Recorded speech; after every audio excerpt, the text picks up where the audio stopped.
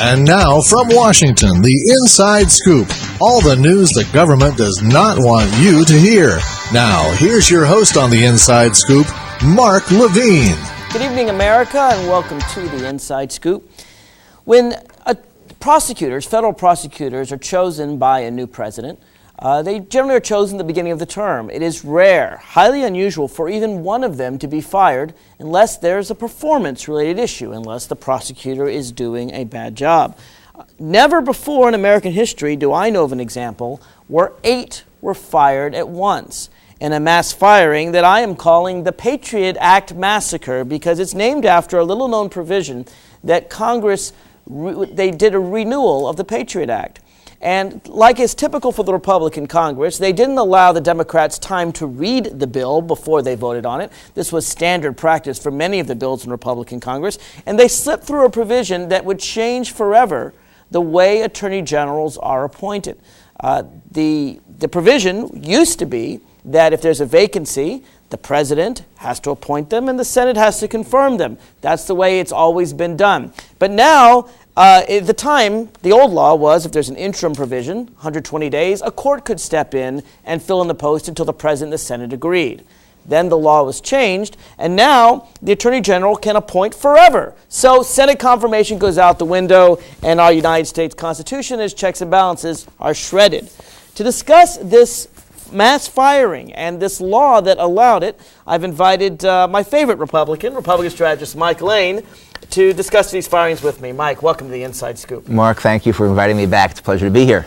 Well, let's talk first about the law, and then we'll talk about the firings under this law, which are unprecedented. First, the law itself. Now, the way it works was, as I said, the president appoints U.S. attorneys with the confirmation of the Senate, the same way judges are done, the same way ambassadors are done, cabinet officers and the like. And the president has the power to fire them, no question about it. But when the president fires them, which is, as I said, a very rare event in history, generally presidents have left prosecutors alone. When the president fires them, the Senate has to reconfirm a new appointee. And if it has been vacant for 120 days, the law was for several decades that the local court could fill in, put a prosecutor there until the president and the Senate could come to some agreement. Now, in the dead of night, without notifying anybody, they changed a provision. They stuck it into the Patriot Act, didn't inform anybody. It wasn't any of the committee hearings. It wasn't any of the things. Stuck it in. And now, basically, what they've done is gotten rid of Senate confirmation entirely. Pretty clever, huh, to grab all this power for the president and keep it. The Democrats want to say, hey, we didn't mean to pass this. They want to repeal it. In fact, Senator Feinstein of California has said we need to repeal it. Republicans are fighting it. Here's my question to you. If we get a Democratic president in 2009, will the Republicans still insist on saying, you know what? Forget Senate confirmation. It goes out the window. The president can choose whoever he wants. Bill Clinton can put in, whoever he wants as U.S. attorney. Or do you think the Republicans will appreciate checks and balances if the Democrats win the presidency back? Well, I'm sure they'd appreciate checks and balances if the Democrats win the presidency back. Well, let's go through a few things before we get into the meat and potatoes of this thing. There's 2 things I need to correct on what you did in your open. The first is that there is no time for anybody to read the Patriot Act and find out what was in there. As you know, Mark, any member of Congress is allowed to demand that the bill be read 3 times before it's voted on. It's only through unanimous consent that the waiving of the reading of the act is there. Now, I admit, 99... It's not true in the House. I know that. I worked in the House. Maybe it's true in the Senate. 99% of the time, unfortunately, both sides come to agreement, and they agree that there will be a waiving of the reading of the legislation that's up. But you can demand that it be read, and you can slow it down, and there's no way the majority party can get that through if you want that thing read by the reading clerk on the floor of the House. I know that's not true in the House. I know it's not true because the initial Patriot Act, they did the same thing. Well, I'll tell you how they do it. They play with legislative days. It's a very clever trick the Republicans do. See, the day is not defined. So instead of having a day end at midnight, as we might think of a day, what the Republicans did with the first Patriot Act... It's a legislative day, and right. I was there, is they ended the first legislative day from the day before at 9 a.m. So like Tuesday went into Wednesday at 9 a.m. And then they began Wednesday at 10 a.m., thus giving everyone 1 hour to read the initial Patriot Act that was rammed through the House. Now, I'll grant you this. The Democrats should have said, and I would invite any minority party to say this, Republican or Democrat, but the Democrats in mind should have said, I don't care if this is apple pies and roses. I will not ever vote for any bill unless you give me 24 hours to read it on principle. I will always vote no. And then if the constituent says, why didn't you vote for apple pies and roses? He says, you know what? I made a promise I wouldn't ever vote for a bill unless you give me 24 hours notice. And Democrats should have done that, and I'll grant you that. We have a rare agreement. I hope that starting now and going forever into the future that these midnight things will stop, because not only is it provisions in acts such as the Patriot Act that are subject to this, but more importantly, it's acts of public works and pork and things like that. Everything. Where things get slipped in. Everything. So we have rare agreement where we'll stop this. Can we agree it's a bad law? Let's go back to the second thing that you did in your intro that we need to correct the record on, that, we've never seen firings of up to 8 people, United States attorneys at once. Au contraire.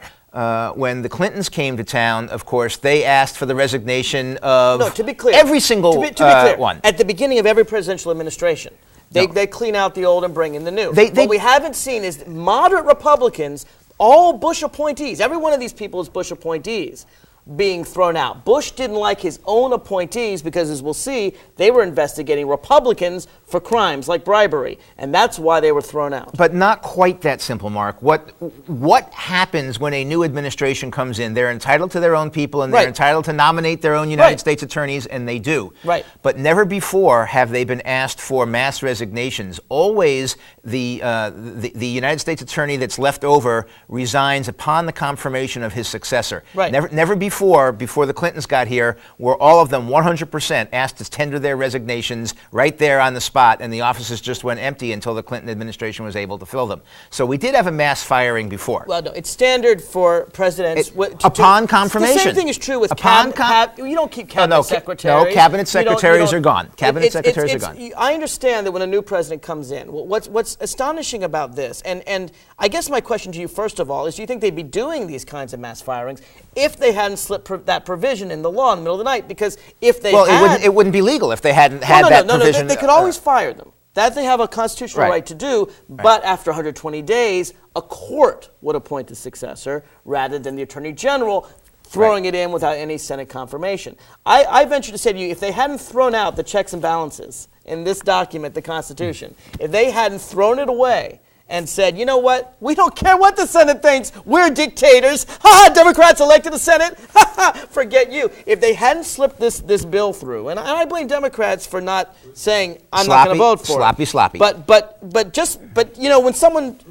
bamboozles you, okay, you can blame the victim for being stupid enough to be bamboozled, but the bamboozler is worse than the victim. Whoever slipped that provision in, whichever Republicans did that, they need to be outed. I support hearings, subpoenas. Let's find out who that person is, and let's make sure that they get what comes due. All right, Mark, I'm going to tell you exactly where you went wrong here, and that is that you complain that it's unconstitutional we threw out the Constitution for this to happen, and in fact, there's nothing in that Constitution that you have in your breast pocket that requires or even suggests that United States attorneys ought to be confirmed by the Senate. That is done by law when we created the court system and created the prosecution system and created the provisions for the United States attorneys and all their assistant United States attorneys. Only there in the law did it say that we needed to have confirmation by the Senate. When the Senate and the House voted to eliminate that provision, no damage to the Constitution, no nothing, everything on the up and up. Shame on everyone for not reading it. Okay. First of all, you agree it's a bad law? I think I would probably support personally going back to a system of the system we had before, of confirmation by the Senate. Yes, confirmation by the Senate. I personally would do that. And if it's 120 days of vacancy, the local court, and that could be Democratic or Republican, but the local court chooses an interim person until the President and the Senate can agree. That's the way the law was before. You would support going back to the prior law. I might argue with one or two details in there. Perhaps the president would submit a list of 3 or 5 acceptable people that the court would choose from, rather than the court just choosing its own people or something like that. But yes, I would be. Well, that's how the law was before. Well, I mean, did the administration submit a list of names, or did the court just choose whoever the hell they wanted to? The court chose who they wanted because it's an interim position. As soon as the president and the Senate agree, the interim person's out of there. So the court is simply filling in a niche because crimes need to be prosecuted. prosecuted. And in the beginning of any administration, that makes a lot of sense. But now that we're in the last 2 years of the Bush administration, the problem with that working that way is that there's no way that any United States attorney nominee is going to get a hearing in the Judiciary Committee. Senator Leahy simply is not going to give him the time of day. He's going to keep that vacant so that he can make his point. No, Senator Leahy is no way going to confirm anybody the president sends up. This is partisan, Mark. Now, wait a minute. Leahy is not going to confirm or even give a hearing to anybody that the president sends up. We know that. This is not like judges who, get older and retire and they're the third branch of government. Right. Okay. These U.S. attorneys are generally confirmed by the Senate. Rarely, in fact, I can't Judges are generally confirmed by the Senate. I can't think of an example where the beginning of the administration happened and a U.S. attorney was ever refused or filibustered by the Senate. What makes this case different, as you well know, Mike, is this is the first political firings. The reason I call it the Patriot Act Massacre is because it reminds me of the Saturday Night Massacre of Watergate, where Richard Nixon said, "You, Attorney General, investigate me, investigate Watergate, you're fired." And the solicitor, and the number two in line said, I'm not going to fire the special prosecutor, so fine, you're fired. And finally, Robert Bork came in and said, "I will do your bidding, Mr. President. I will recognize, throw out the Constitution. We don't need to investigate Watergate. You, the President, are above the law. Yes, sir, yes, sir." Bob Bork, Republican hero, decided we will never investigate presidential wrongdoing. Okay. It's the same kind of thing here. These people were all investigating Republican wrongdoing. 4 of them were. The 5th one was getting complaints by Pete Domenici that he wasn't prosecuting Democrats fast enough. This is entirely political. Well, we'll get to. And when it gets political, that's when the Senate needs to say, you know what, we're going to exercise our checks and balances. Well, as you point out, this was not a matter of Republican attorneys investigating Republicans. I mean, one of them... Yes, it was. No, one of them had already been put in jail. We're talking about the woman who investigated and prosecuted Duke Cunningham. In San Diego. He's already sitting there in the cooler. It wasn't over. Now, the FBI in San Diego says there are many, many ties, okay? It wasn't just Duke Cunningham. It was all Jack Abramoff. There was a whole group of Republican lobbyists bribing members of Congress. They were up to their ears. Carol M was getting to the bottom of it, and the FBI in San Diego, nonpartisan, said this will interrupt the investigation, this will damage the investigation, some lawbreakers are getting off the hook, it has to be political. That's pretty strong words from a member of the FBI. Well, this was done to allow Republican criminals to get away with whatever bribery they're doing. Let's face it. That's what it's all about. Well, obviously, it's not designed to let them get away with anything since they're... Bob Ney... Do you know who replaced Carol Lam? Bob Ney and Duke Cunningham are both sitting in the cooler right now, pretty cold on a night like this, I'm sure. Yeah, and the people who paid them? Regretting... No, Jack Abramoff is sitting there in the cooler himself. There are many more. You know these things aren't done with just 2 people. You know who replaced Carol Lam, by the way? A woman by the name of Karen Hewitt. She has 0 criminal law experience, but she is a member of the Federalist Society. Isn't that great? We have a nice someone who's willing to do the political will of the president. Doesn't happen to have any criminal law experience, but Mark, I'm sure she'll do a fine job. You mentioned the Federalist Society like it's as bad as the ACLU or something like that. I mean, let's face it, the Federalist Society is a fine, upstanding organization. Now, let's talk about... Let's talk... If Bill Clinton fired... Okay, Janet Reno and all the people and prosecuting or looking at Whitewater, and instead put in someone from the Rose Law Firm and the ACLU who had no criminal law experience, and just put them in, and maybe some 25-year-old fresh out of law school as Strom Thurmond put his son in as U.S. Attorney for South Carolina. The Republicans would raise, patronage has always been part of the game. Now, I'll tell you, let's get back to your question about, whether... First of all... About would I support a change in the law? I'll tell you what I do. Why don't we leave the law the way it is until it's intended to be changed, for one thing. Well, I mean... this was a sneak attack. It was unfair. Well, we don't know that, but let's talk... We know, you don't believe... You think? I mean, look. I don't know who put it in there. I don't know who put it in there either. But I think it's fair to say the great majority of members of Congress didn't know it was there when they voted on it. Shame on them for voting on it. But it's not like, oh well, whoops. All right, we snuck one past you. Come on. I'll meet you halfway on this. I am not a supporter of this provision. I don't think that it's in the best interest of anything. I do, however, worry about the fact that Senator Leahy will not give any Republican nominees the time of day for the next 2 years. So you're essentially going to have. Said that. So you're essentially That's going not to have. True at all, sir. He won't. He won't. I mean, I'm putting words in his mouth, and I'll put words in his mouth because Patrick Leahy is the most partisan, irresponsible senator. You're just calling him names. No, but I'm calling him true names. No, he's voted for many Republicans. In fact, he's voted for the majority of Not Republican in the last nominees. 2 years. Not in the last 2 years. He won't. In do the it. last 2 years, the He won't president do has it. only put forward people that have been rejected, that were either racist or corrupt, come. were. Come. And now he's firing career come. prosecutors precisely not because they did a bad job, but because they did a job too well. Well, again, you bring up the New Mexico situation We'll talk about New where Mexico. apparently the problem was that the prosecutor was not prosecuting Democrats fast enough, or so says the Washington Post. That's right. No. So says Pete Domenici, senator from New Mexico, who calls the guy up in mid-October and says, hey, are we going to get this done before the election? Right. And David Iglesias says, I can't comment on sealed indictments. And Domenici says, come on, you can tell me. Right. It is a felony to disclose a sealed indictment. Domenici was trying to encourage the prosecutor to commit a felony. It is against Senate ethics rules, and Domenici needs to be at least censured, if not expelled. He needs to be brought before the Senate as precisely what he did. You should not be interfering with a criminal investigation. Okay, you're trying him and convicting him before we've even seen the evidence, Mark, is not the mark of a good lawyer. He admits it. So what we need to do is the Democrats are in charge. That's right. They're running the show. That's right. And subpoenas have been issued. Let's see what the Democrats do. It's going to be fun. Folks, if you want to join this discussion, it's easy to do. The toll-free number is 888-488-MARK, 888-488-6275. Agree with Mike, agree with me, disagree with both of us. It's up to you. We'll be right back with more of the Inside Scoop right after this. Some people in Fairfax County don't know what public access means. Some think it's just another channel on the dial. But it's much more than that. It's the voice of the people. People like you. Your neighbors, Your friends, Or your family.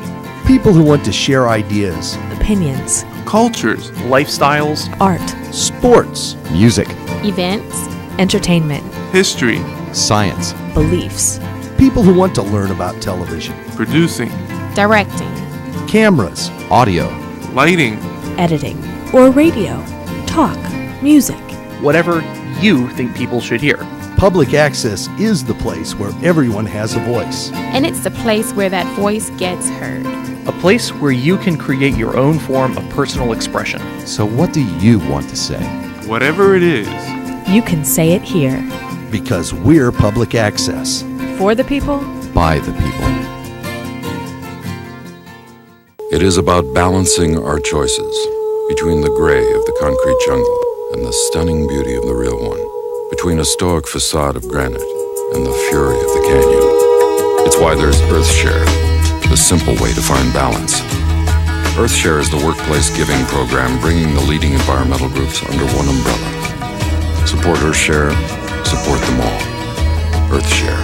Please ask your employer about workplace giving. To learn more, visit our website.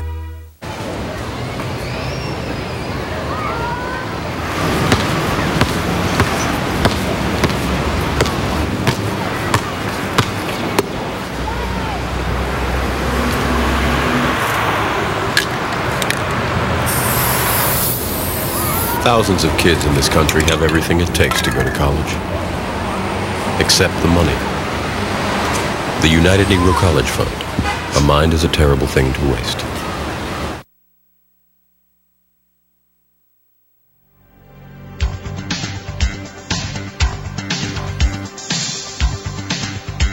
From Washington, back to the Inside Scoop with Mark Levine. Welcome back to the Inside Scoop. We're talking about what I have dubbed the Patriot Act Massacre, reminiscent of the Saturday Night Massacre when Richard Nixon said, "You won't investigate me, you won't investigate Watergate," fired a bunch of prosecutors. In fact, the Attorney General himself refused to fire the prosecutors. He was fired. The Deputy Attorney General refused to fire the prosecutors. He was fired. Finally, Bob Bork, Republican hero, said, "I'll fire the prosecutors because no one should ever investigate the President of the United States." Now we're seeing the same thing, and what makes me so upset and I haven't been this upset. I was telling Mike, I haven't been so upset since I found out the president was spying on 200 million of us, or that we were torturing people and holding them in prison forever. 300 million, but let's not quibble over 100 million. No, Q West refused to do it. So one company, maybe it was 250 million. About 50 million Americans were off the hook because good old Quest out in the Denver area. If you live in Colorado, you probably weren't being spied on. The rest of us. Anyway, initially, this was all done quietly. This was not announced. This wasn't a massive policy announcement.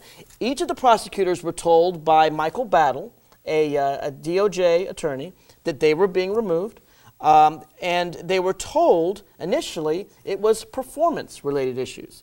And what they said was, it's very interesting, what David Iglesias has said is that this is a political fragging, pure and simple. We have it here on the web.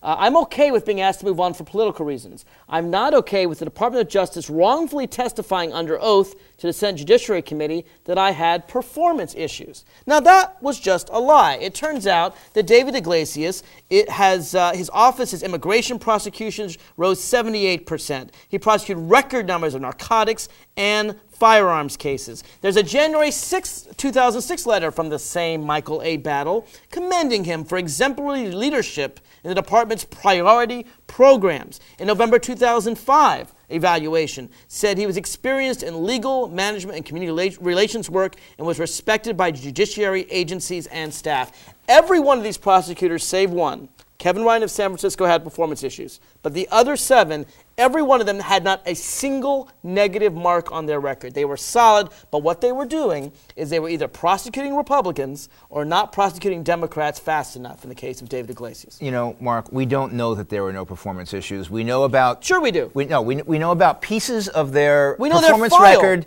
No, we haven't seen their file. Their file has been selectively leaked to show certain things.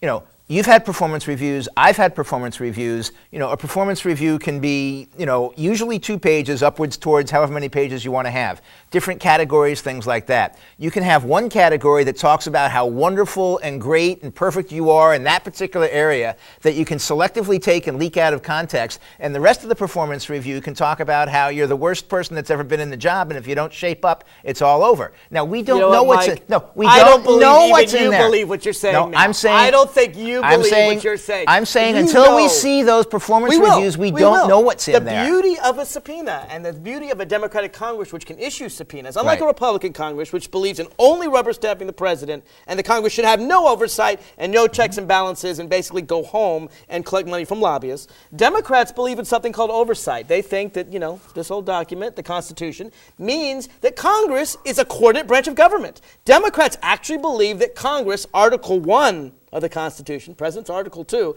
that actually they have power as well. They believe in oversight. I have no doubt that we will hear these people testify, we will see their performance review, and I have no doubt that 7 of the 8, I'll grant you 1, but 7 of the 8 have stellar performances. And these are some of the best prosecutors in this country. We'll see. And it may be that you're 99% right. It may be that there's a mixed record there. We don't know until these things come out on the public record. But I can tell you, when you read in the Washington Post something that's been selectively leaked to fit a political agenda, which is that, this is a horrible massacre type of thing, you can't believe what you read in the Washington Post. It's just, they've got too much of an agenda, and there's no reason to believe that that's 100% accurate. Okay. Here's the question. I'm listening. Why doesn't Justice defend himself? The spokesperson for Justice said, Justice had a lengthy record from which to evaluate his performance as a manager. We made our decision not to further extend his service based on performance-related concerns. Now, I'm sure that someone in Justice right today, before the hearings tomorrow, is scribbling, he was lousy, and backdating January 2005. Someone's working very hard Those are serious allegations, Someone's working very hard, burning the midnight oil. It's so hard to remember to backdate every document. You're right. And, you know what? And get it all there. If anything's backdated, it will be caught, because you're right. There's no way of doing that, and I can't believe, if there's anybody. I hope so. If there's anybody that's stupid enough to try that, I hope that person goes and sits in jail with Duke Cunningham and Bob Ney and sits there for longer than both of them combined, because that would be absolutely outrageous and unacceptable. Do you think it is mere coincidence that every single one of these prosecutors, 7 of the 8, the ones that we know of no performance-related problems, every one of them was either prosecuting a Republican or, in the case of David Iglesias, was, according to many phone calls by Heather Wilson and by Pete Domenici, both Republicans in the House and in the Senate respectively, not prosecuting Democrats fast enough. Do you have any doubt that these are political firings? I have doubt that they're political firings, and I will find out when these hearings start tomorrow. And by the way, as a we're side, going to watch those hearings. As a side and you thing, should too, folks. As a side thing, I will grant you that the surprising shining light of your party these days is Chairman Sanchez. I mean, this woman is an amazing politician. She knows what she's doing. She's an amazing American. She's getting to the bottom of this. Well, this was all going to go very quietly. Whatever it is. The Justice Department didn't even admit to these firings until a week ago. She's handling herself and her committee very well, and we'll see how this comes out. If the allegations turn out to be true that you're making right now, which I don't think the record supports yet, and we'll find out whether or not the record will support that. But if it turns out that the record supports that, then yes, heads need to roll at higher levels, because that would be an unacceptable situation to fire somebody because they are not because they're prosecuting a Republican or investigating a Republican who deserves to be investigated. No cause, no reason for that. Discretion. That's what prosecutors do. They decide to do this case and not another case. Heads will roll. Well, let's talk about a head that's already rolled. Heads will roll if that happens. Do you know what happened? Or at least I will call for the rolling. Do you know what happened to Michael Battle, the Justice Department official who personally informed each of these prosecutors that they had to go? I haven't had my morning conversation with Attorney General Battle. Mr. Battle, I think Deputy Attorney General Battle, right, has resigned. He has not stated a reason, but we were assured it has nothing to do with these firings, despite the fact that he's the only person that actually personally told each of these people that they were fired. And what's interesting about this, of course, is I remember back when George Tenet decided to retire, the president also said this has nothing to do with his performance. We're going to grant him the Medal of Freedom. Well, maybe Battle will get a Medal of Freedom. That would be nice. Look, here's the thing. You guys... you know what? He probably will. You guys... That's exactly what President Bush would do. You guys have the subpoena power. That's right. I have no doubt that Mr. Battle will be back in front of the House Judiciary Committee. Let's talk about the subpoena power. Under subpoena and under oath. That's right. So we'll find out, what his reasons were for that. So we don't need to speculate now. We'll find out. I'm glad you want to get to the bottom of this. I do. I'm really glad you want to get to the bottom of this. How many Republicans on the committee also voted for this subpoena? Answer, none. Not a single one. Okay, so they weren't at the hearing. Now, this is surprising that a hearing... Not at the hearing. They walked out. All right, this is surprising when you have a committee meeting where the foregone conclusion is there. It makes no difference whether you're on the record yay or nay or anything like that. And shouldn't they be on the record? And they're not there for the vote? No. Shouldn't they vote and say, you know what, let's get to the bottom of this? No. Maybe it's all okay. Maybe there are no political reasons. Maybe we'll find out the truth. We'll vote for the subpoenas and find out. No, we'll find out. They will be at the hearings. They don't need to vote for a subpoena that we know is going to be issued anyway. Hold on, no folks. need. If you want to join us, if you have a question, if you have a challenge to either of us, join in the discussion. The toll-free number is 888-488-MARK, 888-488-6275. We'll be right back. More of the Inside Scoop right after this. Me and Jenny were jumping on it. Mommy's gun fell on the floor. The more I read, I was a cowboy. Are we good? Are we cold? Bang, bang, Cold? bang, bang. I said, Jenny, wake up, wake up. It's just pretend. But she wouldn't wake up.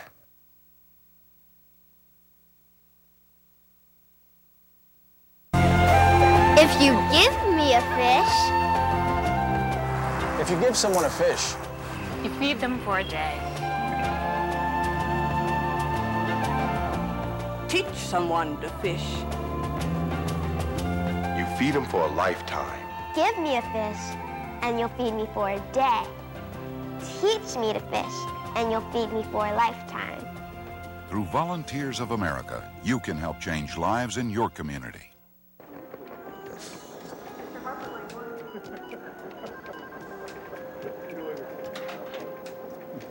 Oh, hey, mister, studied algebra in school and got a better job than I could. You take the last couple. No, Mr. Stuck in an entry-level job because you only learned basic math.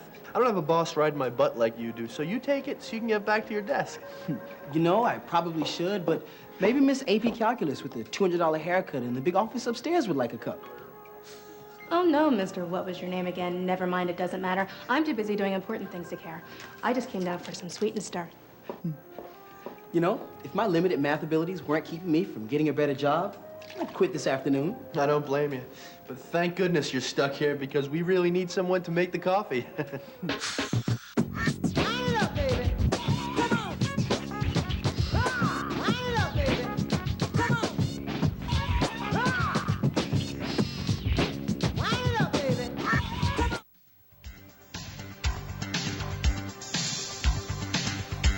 From Washington, back to the Inside Scoop with Mark Levine. Welcome back to the Inside Scoop. Welcome back to oversight in Congress. With the Democrats' control of the House and the Senate, finally we have gotten rid of the rubber stamp Congress. Subpoenas have been issued, the first major subpoenas, in fact, of the new Democratic Congress. Unlike the Republicans who subpoenaed things like, did Hillary Clinton fire the travel agent they used to use? Oh no, we have to investigate. This is serious questions of getting rid of prosecutors. Republicans, moderate Republican prosecutors, appointed by George Bush, who had the audacity to say, hey, Duke Cunningham, maybe you shouldn't be accepting bribes. And we're investigating that. Now we know that Pete Domenici, now what's interesting, David Iglesias, the New Mexico U.S. attorney who was fired, said that he had gotten phone calls from politicians. He said he wouldn't name who unless he was subpoenaed to do so. Right. Before and then he gives this little song and dance about there are so few job opportunities here in New Mexico. Right. And I just fear he's that if I tell against. the truth, I'll never be able to get a job again. That's exactly right. Come on, he's Mr. Drama. Mr. Drama. He's Look what Mr. happened Drama to Richard Clark. Look what happened to Paul O'Neill. Look what happened to Joe Wilson. We know what Republicans do with Republicans who tell the truth about this administration. They're hung out to dry. We'll see what Iglesias says tomorrow. Well, we will see. But Pete Domenici, before Iglesias said that, they asked him because every member of the New Mexico delegation, Republican and Democrat, denied talking to Iglesias, except Pete Domenici and Heather Wilson, the congresswoman who barely won re-election last fall in New Mexico. The race actually went down to a recount. They didn't mention. She said no comment. What Domenici said was, quote, I have no idea what he's talking about, unquote. Right. That was a lie.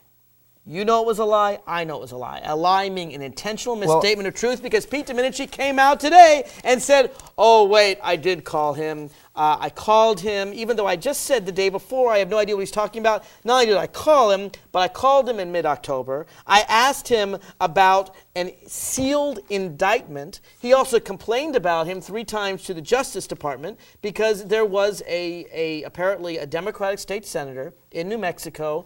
There was a question of whether he was involved in a contracting scam. There were state and federal officials that were looking into this, doing their job, and Pete Domenici wanted it done before the election.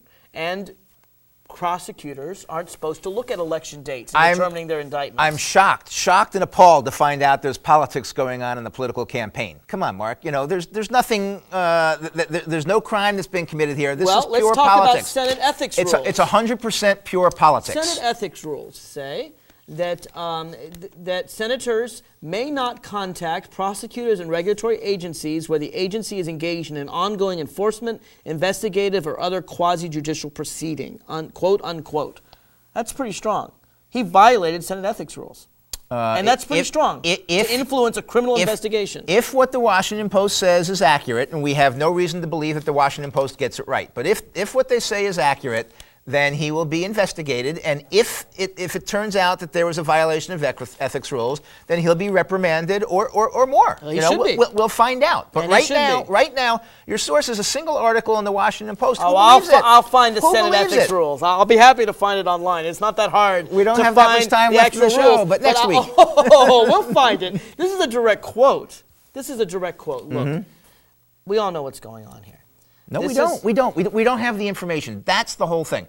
We're going to get the information. We're going to Yes, find we out. are. There is going to be an oversight investigation. The Judiciary Committee is going to subpoena people. They have subpoenaed people. They are going to take statements from these people. Why wasn't your they party are supporting going to ask what you're- questions. Yes, and I support an investigation, and I'm glad you do too. How come no one in your party also supports an investigation? How come there wasn't a single Republican on either the Senate or House Judiciary Committee who voted for those subpoenas? I would not have been there either. You know what? I think that some of these things are worth getting to the bottom of, but these guys are pretty busy. They have a lot of places to go. Once the TV cameras are gone, they're out of there, dude. There's also no too point in busy? sticking around. You know who else is too busy to respond? The Attorney General of the United States, Alberto Gonzales. This is an article by Bob Novak. Right. You may not like the Washington Post, but you love Bob Novak. He's a conservative patron saint. Bob gets about 70% of it right. Yeah, well, yeah. When he gets it wrong, it's always biased toward your end, not toward mine. Right. What he said was, Attorney General Alberto Gonzales. This is in the Union Leader, which is a. It's his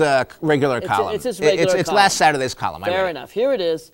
Probing Gonzales, Attorney General Alberto Gonzales has indicated he is too busy to answer letters from Democratic congressional leaders about his firing 7 U.S. attorneys involved in probes of public corruption, though a lower level Justice Department official rejected their proposals.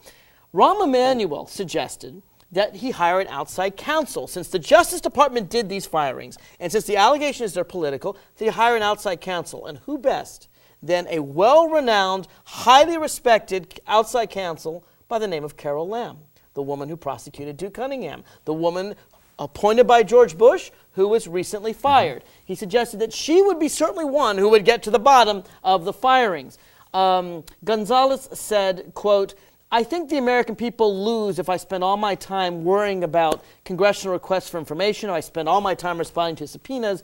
But Richard A. Hertling, the acting Justice Department lobbyist, responded 22 days later saying, oh, we would not ever seek the resignation of a U.S. attorney if doing so would jeopardize a public corruption case, he said, as he rejected naming Carol Lam as a special prosecutor to look into this. What are they trying to hide? What do you think they're covering up? They're not hiding anything. There's no need for a special prosecutor here.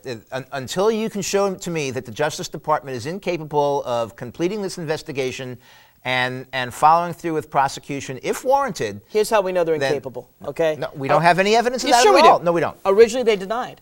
Originally, they said it was entirely performance-related. Originally, they came out, they didn't even admit to doing this in a massive way until the Democrats started issuing subpoenas, all right? We know they've been trying to hide this ball for a long time. That's how we know it's politically motivated. And if it's not, we hire an independent special prosecutor, a Republican, to look into it. And if there's no crimes committed, fine, there are no crimes committed. The special prosecutor law, special counsel law, has very specific conditions that must happen before it's triggered. Apparently, in the opinion of the Attorney General, those qualifications, or those characteristics, those situations have not happened yet. You sure so he's not too busy to look up the law, Mike? I mean, he says he's so busy. I'm pretty sure he he knows probably that one by heart. Hasn't even had a chance to look it up. The Oversight takes so much time. The Democrats just made let the mistake. President do everything he wants to do. Don't look over his shoulder. Democracy is really messy. Dictatorship's a much simpler idea. The Democrats made the mistake of indicating that they were going to go overboard with oversight. They were going to go overboard with subpoenas. Is this overboard? With subpoenas. Is this overboard? You know what? I don't know if the Attorney General right now has 300 letters from Congress requesting information on his desk. These are the only major subpoenas this Congress If he has does, issued. that's overboard. If he has 30 on his desk right now, that's overboard. He handled it very impolitically. I would have given it to an assistant attorney general and said, here, handle this, answer these things for me and get it up there, rather than just saying I'm too busy. You should never just tell Congress that you're not going to do something. That's right. But there's no requirement for him to do it, because unless it's a subpoena, Congress has no authority over him. Exactly, which is why Congress needs to start issuing more subpoenas. It's only a subpoena that got everybody's attention. Everyone's pushing under the rug. In fact, the attorney generals themselves that were fired, the U.S. attorneys. The USAs. The U.S. attorneys were not going to say anything. It was all being pushed under the rug until they lied and said it was based on their performance. Then they got pretty mad because, hey, it's about their careers. They were going to let it go. The Justice Department didn't even admit to the mass firings till last week. It is only because the Democrats have the subpoena power that any of this is coming to light. It only makes me question if the Democrats have been in charge of Congress for the last 6 years and had actually had the power to issue a subpoena, because we all know Republicans don't believe in oversight. They believe the president should do whatever he wants, right or wrong, rubber stamp. But Democrats believe in the Constitution that Congress should do oversight of the president, and I only wonder how many other things have been kept secret, pushed under the rug, things like surveilling American citizens, things like sending people abroad to be tortured, things like holding people indefinitely without trial. All these things that come out because we are just now getting a Congress with subpoena power. Well, there's no evidence that any of that has happened at all. It's a fairly grand accusation for you to sit there and make that. But you know what, Mark? Wait. The surveillance has happened. If the torture has happened. It was legal, though. If there is any... If it was legal, why did they do it in the secret of the night without getting congressional approval? There is no statute of limitations on investigation or oversight. If there's anything that the Democratic Congress wants to investigate or wants to provide oversight on and stuff like that, they can go back 6.5 years. I'm glad to hear you support that. No, I didn't say I support. I said they can. And they will, and they should. You know what? I doubt they will, because they know the American people want to look forward, and the American people want to know what are you doing to solve our problems tomorrow, not what are you doing investigating these things that don't amount to a hill of beans yesterday. Really? Let's really go ahead. Interesting to That's me. what the American people want to do. You don't want to investigate whether we spied on 250 million Americans illegally. We didn't. You don't want to investigate whether we're sending people to foreign countries to be tortured, or whether we're refusing to obey international law by hiding from Italian authorities who have indicted our CIA agents for doing precisely that. You don't want to investigate that, but Whitewater, what Bill Clinton did in '92 with the land deal, yes, that was worthy of the American people. And what he did with his sex life, that was worthy of the American people. Isn't there a little hypocrisy here, Mike? Whitewater, I will say, was worthy of investigation. Maybe it dragged on a little bit too long. The investigation. It was before he was even president. And it didn't get anywhere. The investigation and subsequent impeachment of the president was probably overplaying the hand by a dramatic amount. Wow, that's a good admission. That's not one you often get from a Republican. It was a political mistake. Folks, if you want to join this discussion, it's not just about Mike and me. It's about you as well. That's what live television, live radio is all about. Just pick up the phone and dial 888-488-MARK, 888-488-6275. Whether on this U.S. attorney scandal, what I've called the Patriot Act massacre, or any other news in the week, we invite you to join in the discussion. We'll be right back after this.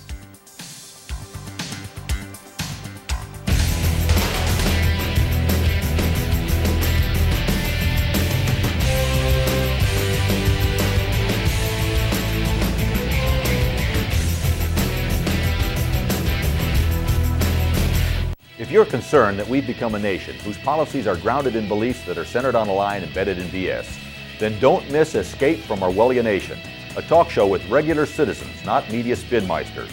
Uncle Sam wants you to watch, right here on Channel 10.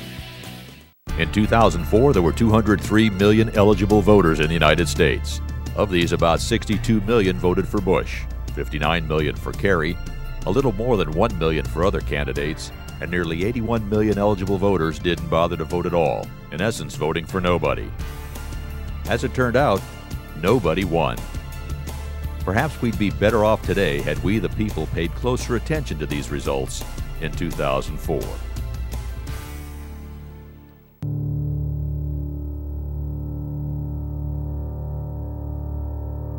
History has demonstrated that violence only begets greater violence.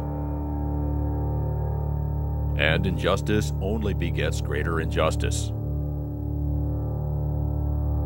This is not the tradition of our great nation. This is not how we want the United States to be known around the world.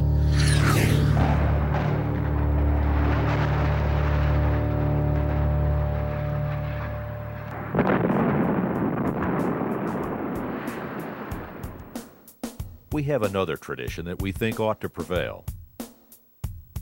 One that is more just and more powerful. There is a better way. If we truly want peace and security, then we must work hard for justice.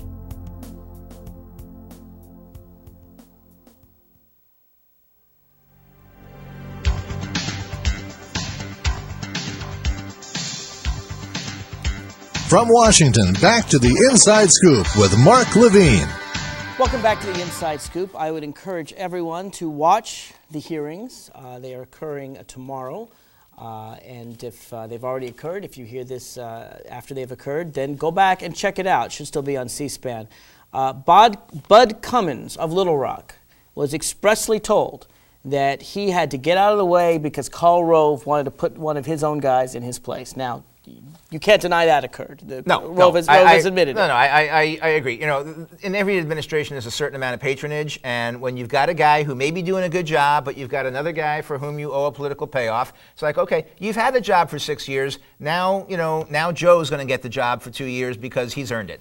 We talked about Cummings. We talked about Iglesias. Carol Lam of San Diego, of course, is the highly respected prosecutor who not only prosecuted Duke Cunningham, but was continuing the investigation to get all of the ties of Abramoff and Cunningham. The FBI has said removing her will damage that investigation. There's also John McKay of Seattle. Now, McKay was appointed by George Bush shortly after the September 11th attacks, and over the next 5 years, in a major port city, a border region critical for anti-terrorist operations, he personally handled high-profile prosecutions. He prosecuted Ahmed Rassam, the guy who had driven across the Canadian border to bomb Los Angeles International Airport, at a time when poor coordination among law enforcement agencies had been judged at least partly to blame for the 9/11 attacks. McKay developed an innovative data-sharing system that continues to be rolled out today in law enforcement offices nationwide. The Justice Department completed a comprehensive evaluation of his office, filled with high marks on criminal and counterterrorism agencies.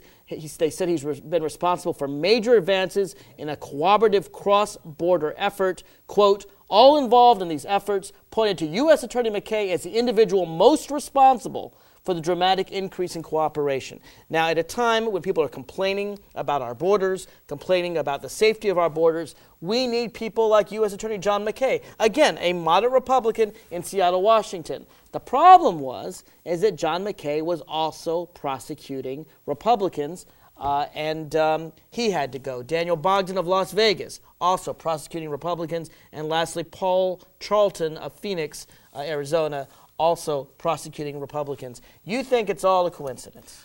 I don't accept the fact that there are people in the highest levels of the Justice Department that are so incredibly stupid that they would think they could get away with firing people for reasons of stopping an investigation of a Republican politician. That would be the height of just stupidity. I mean, you can't do that. I don't think people realize how rare this is. There's no way of getting away with that, Mark. I don't think people realize, just historically, they don't know how U.S. attorneys work. I mean, let's face it. When a new president comes in, yes, they ask everyone to tender a resignation. The new president gets their staff in. No. They don't ask everyone to tender their resignation. What they do is they tender their resignation upon confirmation of their successor. Sometimes it takes as much as 2 years to get all the United States attorneys in place, in which case the holdovers stay there, or they resign if they have another job offer or something like that. But never before the Clinton administration came in were they all just summarily fired without their replacements being ready. But there was a law that had been in place for decades, and it said that if you can't get a replacement in time, then the courts can fill in. So it wasn't like the seats were vacant, which is what happened. But the point is that I understand when a new administration comes in and wants to put the U.S. attorneys in place. That's the way it's been done. This is unprecedented. What they'll tell you is it's rare for even one prosecutor to be fired. It might happen once in a presidency. To have 8 fired all at the same time, all, by the way, by the same guy, and at least one of them, by the way, was specifically told and will testify that it was not related to his job performance. It'll be interesting to hear that person testify. He was specifically told by the Justice Department it was not related to his job performance. We know that in Arkansas it wasn't related to job performance. It just seems to me that when you have this kind of thing going on, I think this is a president who does think he can get away with it. This is a president who said, I don't care about the Fourth Amendment. I'm going to spy on American citizens. I don't care about the rule, the Eighth Amendment, which prohibits cruel and unusual punishment. I'm going to send people off to Syria to be tortured. This is a president who regularly takes this document, which I keep in my pocket, and shreds it. I mean, he doesn't care about it at all. He really thinks the checks and balances are for weenies. What we're going to find out in these hearings, and it may be that we're having this discussion a day early. We don't know what we'll hear tomorrow. The hearings will last more than one day. I'm sure they'll go all week. In fact, we'll find out at the end of the week where we are on this. But we're going to find out what the facts are. And right now, you're throwing out, Mark, some allegations that, just are not substantiated by the facts as we know them now. You can look at partial facts that have been released, and we read them in the Washington Post. So their level of credibility is suspect. But you're coming to conclusions based on partial facts. Let's look at this. I'm going to watch it with a great deal of interest. Good. And I will say, if it turns out that anyone was fired for reasons of stopping an investigation for partisan political reasons because it was a Republican, then the person who made that decision needs to be gone. Okay. Well, I'm glad that you agree with that. Absolutely. I wish some of your Republican colleagues would, and I'm glad you're focused. They do. They believe. If the Why facts didn't they turn vote out, for the subpoena? Why didn't they vote to investigate? Come on. Why can't they say, you know what? Corruption needs to be investigated. Maybe there's nothing there. We need to look into this. This isn't Hillary Clinton firing a travel agent, which I know spent, there were I don't know how many subpoenas were issued for that. This is an important thing that relates to whether or not our criminal prosecutors are able to function independently, or whether or not the president is corrupting a criminal investigation. This is serious stuff. In actuality, as you recall the Travelgate facts, Mark, it was a very serious thing in that not only... Oh, I need to use this one because United Airlines gets us a better deal. No, there was no allegation of corruption or incompetence in the travel office, but one of Hillary's buddies, the one who sits there and made the nice movie of her husband and stuff like that, he said, I can do this. Let's get rid of this guy, and I can, blah, blah, blah. No! That was something Does this mean that if I change travel agents because a buddy of mine says, hey, you know what, I can get you a better deal on your airlines? Oh no, that's corruption. I mean, to compare what the Republicans sent subpoenas after to what the Democrats are sending, it's laughable.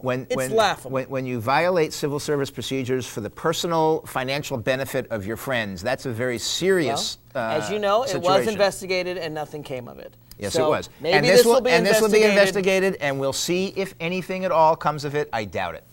Let me ask you this. Speaking of another investigation that's coming to its end, the Scooter Libby trial.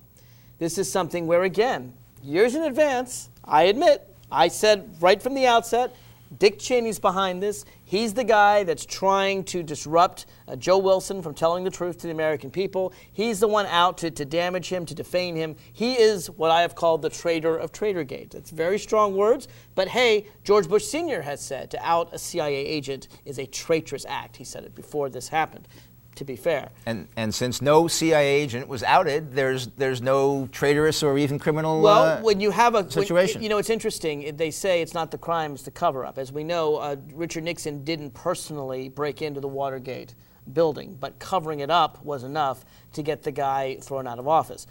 This is exactly true in this case. Scooter Libby is being hung out to dry by this administration. He's lying under oath. That's why he's up for perjury and obstruction of justice to hide Dick Cheney. But interestingly enough, Patrick Fitzgerald, the special prosecutor, has said that Dick Cheney doesn't have clean hands. What do you think he meant by that? Well, who knows what a prosecutor who's essentially out of control at this point out of control means by that. Yes, Patrick Fitzgerald out of control. He spent 1/80th what Patrick Fitzgerald is prosecuting a perjury situation that is essentially a he said she said situation. No prosecutor worth their salt would ever prosecute that kind of thing. Unless there's Tim Russert and Judy Miller and Robert Novak, and there's a whole long list. Unless there's an underlying crime, right? Perjury in a he said she said situation is absolutely never prosecuted. I agree. And Patrick Fitzgerald has gone out of control because he's looking for a scalp for some reason that we can't figure out. Wait a minute, I agree. Unless there's an underlying crime, right? Perjury shouldn't be prosecuted. No. It should be if the evidence is clear, it should be prosecuted, absolutely. But when you've got a he said, she said thing. Was it adultery? What was the underlying crime? Because I don't know what it was. Maybe the type of sex they had was not approved by the president. What was the underlying crime? I don't know what kind of sex the president had with Monica Lewinsky. You tell me. I don't think it was an underlying crime. I agree with you. that perjury convictions shouldn't be done unless there's an underlying crime. The underlying crime here is a very serious offense. It's outing a CIA agent. And I think it was done, and the only reason we can't prove that it was done is because Scooter Libby has been obstructing justice. And when you can't, it's the same way they got Al Capone, right? They couldn't prove a bunch of the murders. They got him on mail fraud. And tax evasion. And tax evasion. You're right. They got him on that too. The point is that the reason they're prosecuting Scooter Libby, it's the same reason you prosecute the small people who sell the drugs in order to get to the drug lords. Scooter Libby is the last stop before Vice President Dick Cheney. This is Cheney's confidant, his main man, his chief of staff, his highest employee. This is the guy who Cheney said, you go out and you defame Wilson. You do anything you can to take this man down. And Scooter Libby can't remember anything about it. What the vice president said was, this guy has a lot of conflicting statements. He's got a lot of lack of credibility here. Just make sure the media knows what kind of thin ice he's skating on. That's what the vice president said. Let me ask you this. If the President of the United States or the Vice President of the United States has a problem with any individual in the nation, you know what they can do?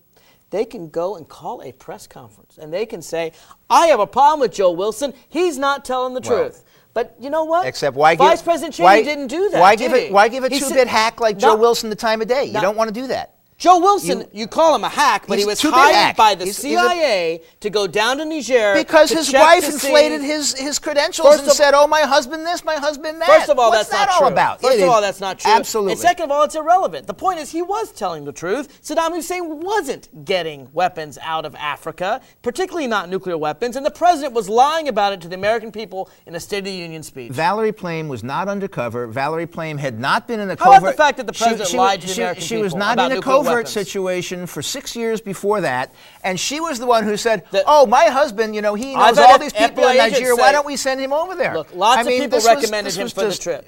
But that's exactly what Dick Cheney did. All right? Attack the man to avoid the message. Let's talk about the message. The message is the President of the United States is lying about nuclear weapons in order to get Americans into a war that's really about helping Exxon get higher profit. First of all, isn't that a serious lie? No. The president did not lie about anything. In fact, do you want me to quote the 13 words, the 18 words? The famous British have learned that. Go ahead. The British have learned that what? Go ahead. That Saddam Hussein is seeking significant quantities of uranium from an African country. That's a pretty direct quote. Okay, close enough, not exact. Close enough, maybe not. However, at the time, were the British standing by that particular intelligence finding? No. Absolutely they were. They were not. At that time they were. don't stand by it today.